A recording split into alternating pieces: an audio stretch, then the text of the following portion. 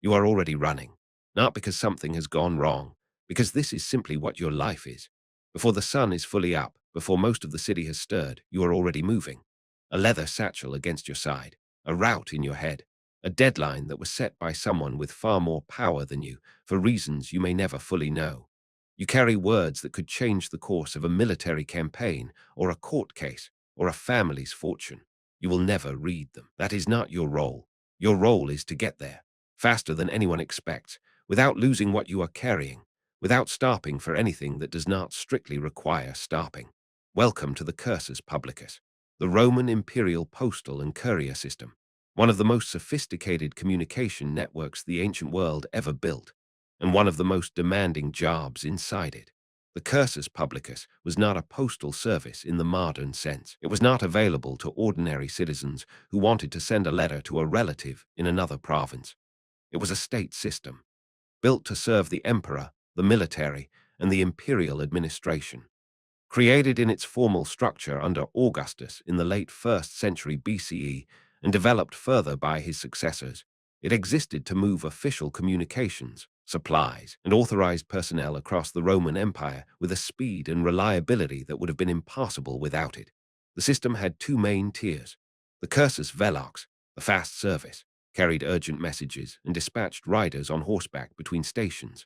The Cursus Clabularis handled heavier loads, goods, equipment, officials traveling with luggage. As a messenger, you were most likely operating within the faster tier. Your job was speed, not cargo. The network ran along Roman roads, the famous infrastructure that connected the empire from Britain to Syria, from the Rhine to North Africa. Stations called mansions and mutations were positioned at regular intervals along major routes. Mansions were larger rest stops where travelers could sleep and eat.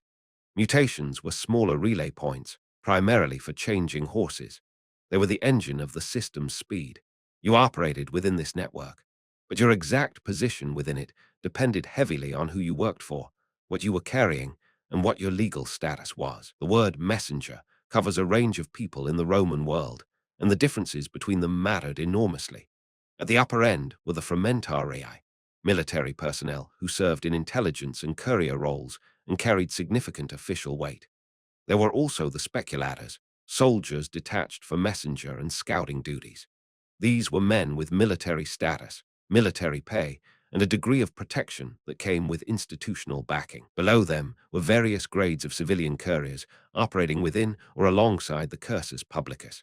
Some were slaves owned by wealthy households or by the state itself, used to carry private correspondence for their masters. Some were freedmen in permanent service to a patron.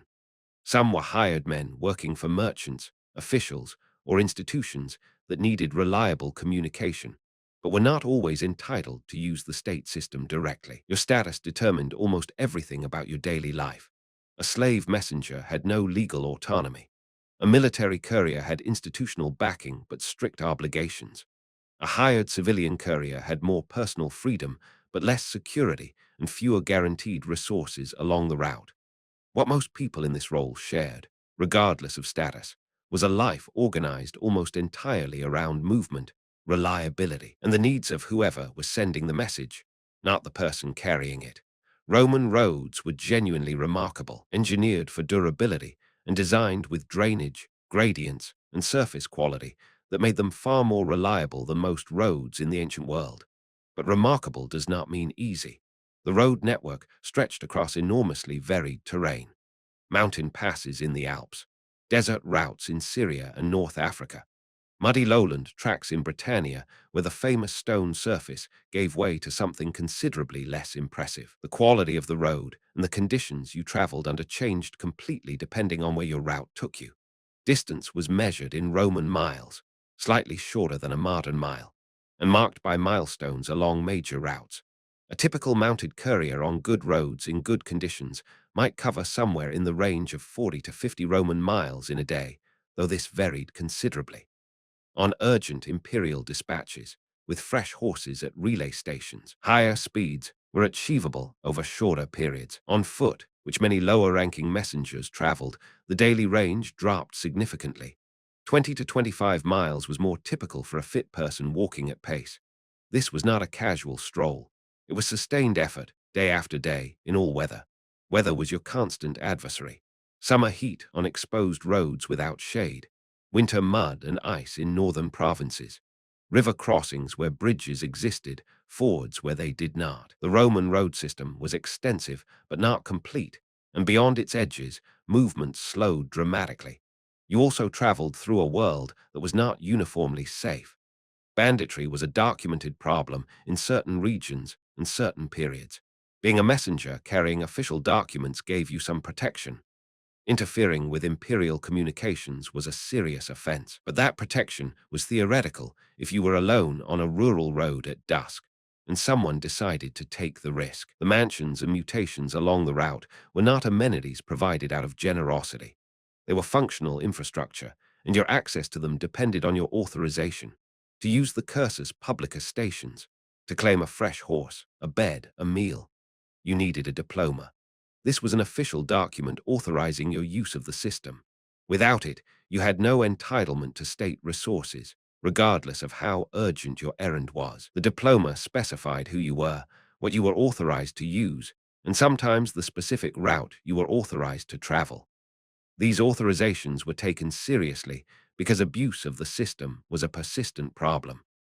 Local officials, military officers, and connected individuals frequently tried to use the Cursus Publicus for private or unauthorized purposes. Emperors issued repeated edicts trying to restrict misuse precisely because it was so common and because it degraded the system's capacity to function for legitimate state purposes. If you were authorized, the station offered a fresh horse at relay points, which was the key to the system's speed.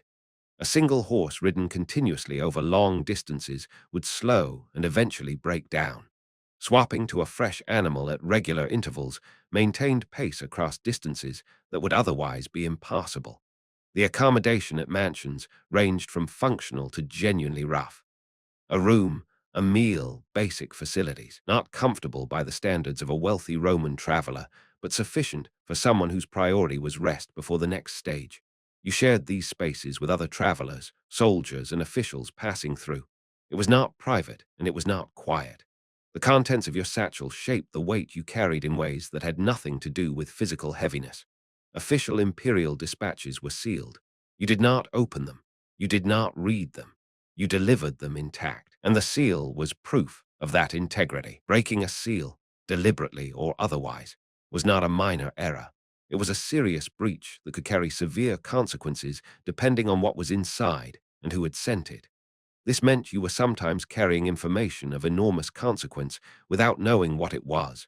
Military orders, political instructions, legal decisions, communications between the emperor and provincial governors that could affect entire regions. You were the link in a chain that moved power across distance, and you were expected to be a reliable link without being a knowing one. Some messages were carried verbally rather than in writing, particularly in earlier periods or for sensitive communications where a written record was considered a risk. A messenger trusted with a verbal dispatch had memorized the content and was expected to reproduce it accurately at the destination. The pressure of that responsibility was its own particular burden. Private correspondence, letters between citizens, merchants, families, moved through entirely different channels. The Roman state did not operate a public postal service. Wealthy individuals used slaves or hired messengers. Merchants organized their own networks. Soldiers sent letters home through military channels or through traveling acquaintances. The Cursus Publicus was not for them. Speed was not a preference. It was the entire point of your existence within the system. The Roman Empire governed through information. A general in the field needed to know what the emperor had decided. A provincial governor needed instructions before a situation escalated. A legal case in Rome might depend on a document traveling from the other side of the Mediterranean within a window that left almost no margin. The fastest documented message times in the Roman system are impressive even by modern pre-telegraph standards. Urgent imperial news could travel hundreds of miles in a matter of days under good conditions. This required everything to function: the roads, the relay stations, the horses, the authorization documents, and the messenger's own consistent effort. When you were late, the consequences depended on why and for whom. Delays caused by weather, road conditions, or genuine obstacle were understood realities of the system. Delays caused by negligence, misuse of resources, or dishonesty were treated differently. For a slave messenger, punishment for failure was at the discretion of an owner and could be severe. For military couriers, failure to deliver had military consequences. Beyond formal punishment, your value in this role was your reliability. A courier with a reputation for consistently delivering on time was worth considerably more to a master, a patron, an employer than one who arrived irregularly. In a world where communication was this critical, trustworthiness was a professional asset with real and immediate value. What did you actually have outside of the road? For many messengers, especially those who were slaves or in permanent service, the answer was limited. Your time was largely not your own. You lived where your master or employer determined. You traveled when you were sent. Relationships, family, a settled domestic life. These were difficult to maintain when your role required constant movement and your schedule was set by others. Military couriers had slightly more structure. The military provided food, pay, accommodation in garrison, and a defined institutional identity. But military service came with its own demands and its own restrictions on personal autonomy. For hired civilian messengers, with some degree of freedom, life between assignments might be spent in cities or towns that sat along major routes, places where work was available, and where the infrastructure of the road system created economic activity. But this was not a wealthy existence.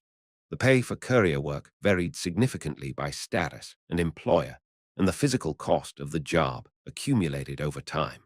The road took a real physical toll. Sustained travel on foot or horseback in all seasons across demanding terrain, year after year, wore the body down in specific ways. Joint damage, injuries from falls, the cumulative effect of exposure to weather. These were occupational realities that no relay station could undo.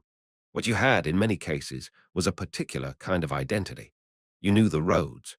You knew the stations, the distances, the shortcuts, the places where the road turned dangerous, and the places where a good meal was reliably available. You moved through the empire in a way that very few people did. That knowledge had its own value, even if the life built around it was hard. The Roman messenger's life was the empire made physical. Every message delivered on time was the nervous system of a vast political organism functioning as it was supposed to. Every delay, every lost dispatch, every broken seal was a small failure in a system that depended on thousands of such small successes every single day. What made this life genuinely difficult was not any single hardship. It was the relentlessness of it. The road did not pause. The empire did not stop generating communications that needed to move. And the person carrying those communications was always expected to be faster, more reliable, and more tireless than the distance and the terrain were willing to allow. What is most misunderstood about this role is how foundational it was. The Roman Empire is remembered for its armies, its architecture, its law, its engineering. But none of those things could have functioned at imperial scale without the constant movement of information. And that movement lived entirely in the body of someone like you, running before the sun was up, carrying words you could not read, getting there before anyone expected you to. That was the job. That was the whole of it.